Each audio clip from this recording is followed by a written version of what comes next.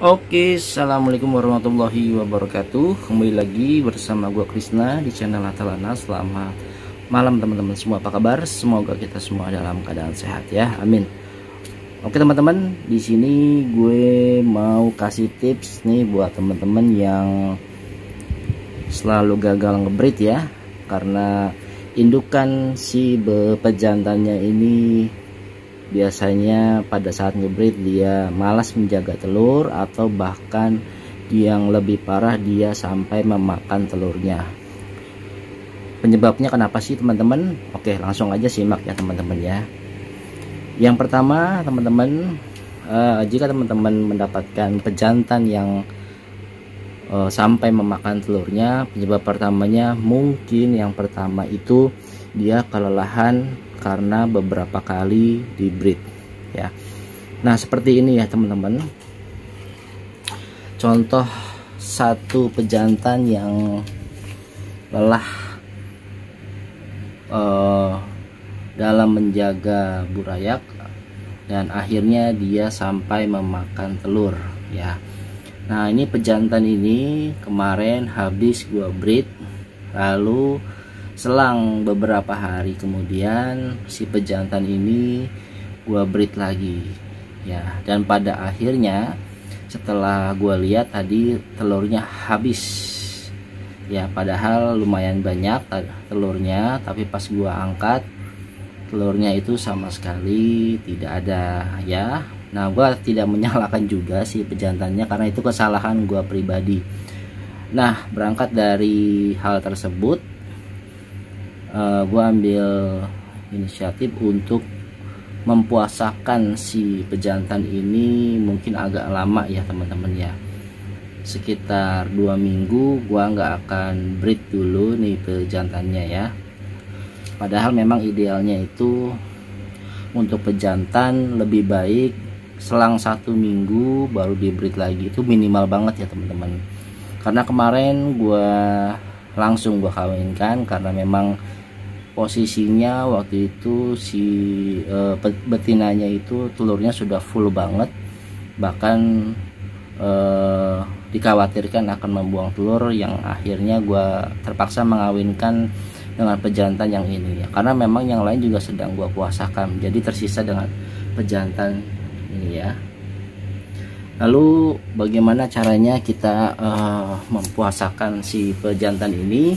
Kalau gua tipsnya gampang aja teman-teman ya. Jadi gua memakai botol ya seperti ini.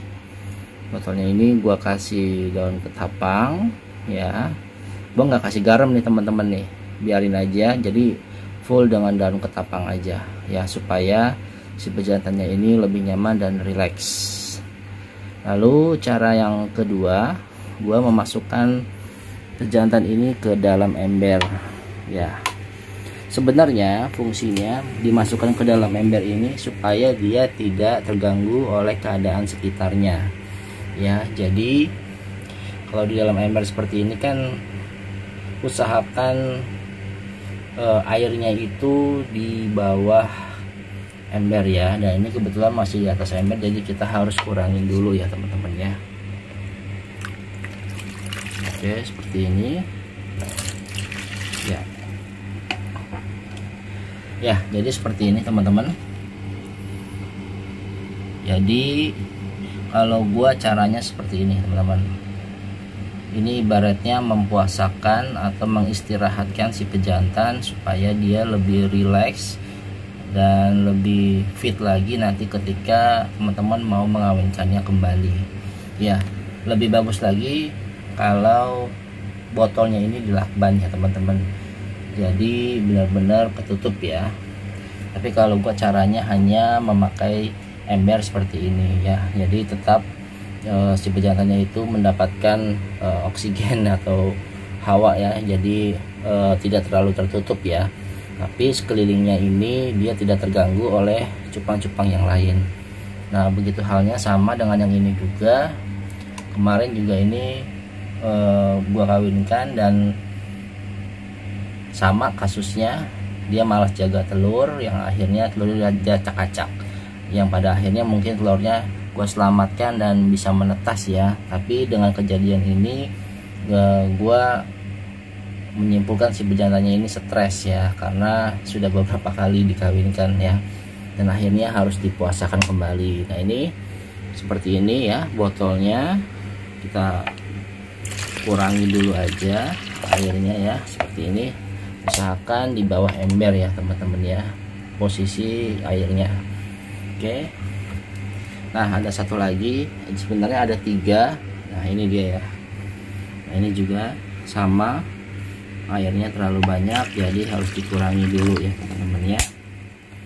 Sebentar, ini airnya gue buang dulu ya. Oke, airnya sudah dibuang, dan ya kita masukkan aja ke dalam sini ya. Jadi kalau gua ini nggak perlu gua tutup ya, jadi tetap seperti ini ya teman-teman, dibiarin aja. Insya Allah kalau sudah 2 minggu pejantan ini sudah bisa dikawinkan kembali ya. Jadi itu cara gua membuat si pejantan tidak stres ya, dan yang berakibat nanti dia akan memakan telurnya kalau misalkan dipaksakan dikawinkan kembali ya.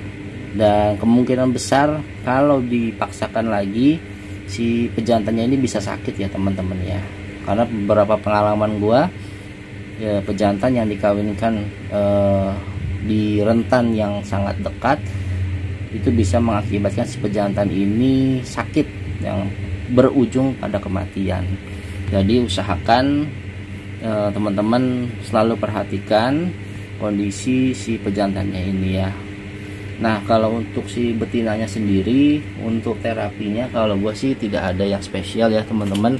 Jadi untuk betina gue yang sudah habis dikawinkan ya, gue masukkan ke soliter aja, maaf ke botol ini seperti ini ya.